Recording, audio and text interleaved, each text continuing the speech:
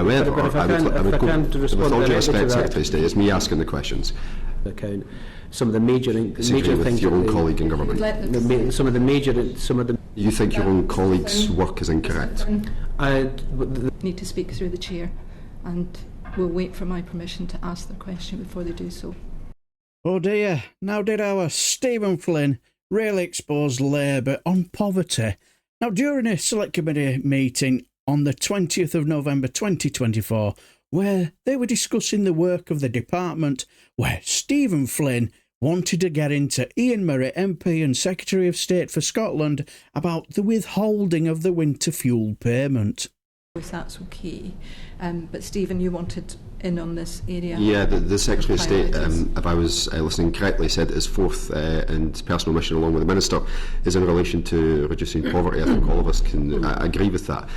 His government colleague announced or revealed last night that an additional 100,000 people across the UK will be put into poverty as a result of the UK government's decision to withhold winter fuel payments for pensioners across the UK. How many of those pensioners will be put into poverty in Scotland?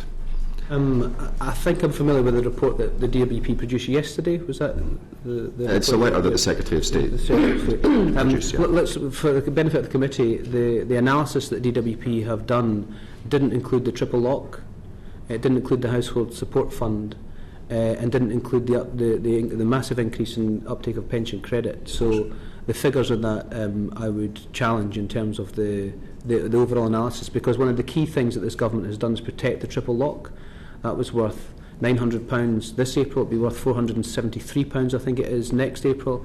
And that's a long-term commitment from this government to make sure we can maintain the triple lock, which is another £1,700 across the end of the Parliament. So looking at these figures in isolation, I don't think are helpful.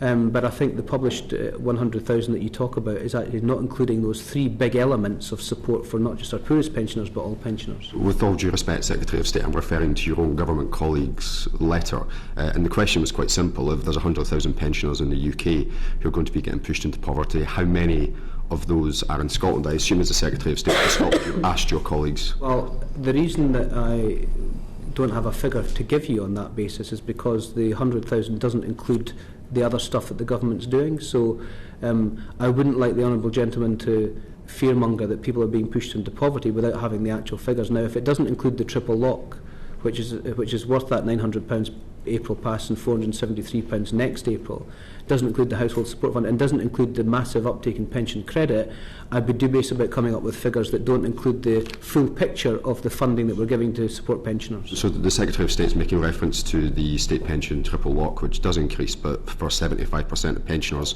who sit on the old form of the state pension rather than the new state pension, that's not the figure that they would receive. So I think he should probably be a little bit more transparent in relation to the differential there. However, with all due respect, Secretary of State, it's me asking the questions. With regards to the winter fuel payment, can he confirm that he will now go and ask his colleagues in government how many people in Scotland are going to be pushed into poverty as a result of the decisions of his government? Well, I mean, obviously the decision to means test the winter fuel payment in Scotland was made by his own government as well in terms of the Scottish Government's position. But on that basis, I think that if we're going to look at figures and analyse figures properly, particularly in terms of the baseline for poverty or other socio-economic figures in this country, we need to do it with the whole picture so that we don't end up legislating or putting in public policy that means we're dealing with the wrong issues. And that baseline figure, in my view, is incorrect because it doesn't take into account some of the major things. Your own colleague in government. Some of the major public policy issues that this government already put in place, the triple lock, the household support fund and the massive increases in pension credit. If you don't include those figures, you end up in a situation where you're dealing with a baseline that is incorrect and therefore could end up putting policy in place that deals with the wrong thing. If I can just reflect on the fact that the Child Poverty Task Force has been set up by the Secretaries of State of Education and the Department of Work and Pensions, and the key thing for that task force is to start with a proper baseline of what poverty is and how you deal with that particular poverty from the endemic problems that we have in this country that increase poverty. If we do it on the wrong baseline, you end up with the wrong answers. And so I'm loath to comment on a piece of documentation that I think is incorrect. You think your own colleague's work is incorrect?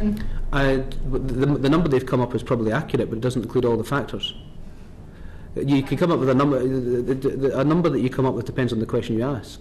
And the question that has been asked has been analysed on the basis that it doesn't include the major impacts on pensioners' income, which is the triple lock, the household support fund, and indeed the massive income. Which you've been disingenuous about. Mr. Flynn. There's tens of thousands of pensioners have been got themselves onto pension credit because of the massive increase in the advertising and the efforts that have been done by DWP. That is not included in those figures as an example. So I'm loath to comment on public policy on the basis of a figure that I deem to be not showing the true picture, an accurate picture of the whole platform and the whole matrix of the public policies that are in place for pensioners. Thank you, Secretary of State. Can I just remind members they need to speak through the chair, and we'll wait for my permission to ask their question before they do so in future. Thank you. And when that complete bell tap Douglas Dross lost his seat, I thought, bugger. Then I thought, well, I do hope Deirdre Brock kept her seat. And unfortunately she didn't, sadly. So I just decided, with interest, to see who will be the new Select Committee members for the Scottish Affairs Select Committee, you could say. And when I saw Stephen Flynn's name there, I was well happy because I knew he's somebody who will not disappoint. And he didn't, did he? Especially not here. He wouldn't let our Ian Murray go, would he? He was like a dog with a bone. But what do you guys think? Was Stephen Flynn right about highlighting the statement about 100,000 people across the UK will be put into poverty as a result of the UK government's decision to withhold the winter fuel payments? Or was Ian Murray right when he talked about fear-mongering that people are being pushed into poverty without having the actual figures? Now, my thoughts on this winter fuel payment cut, I just think, is it really worth it?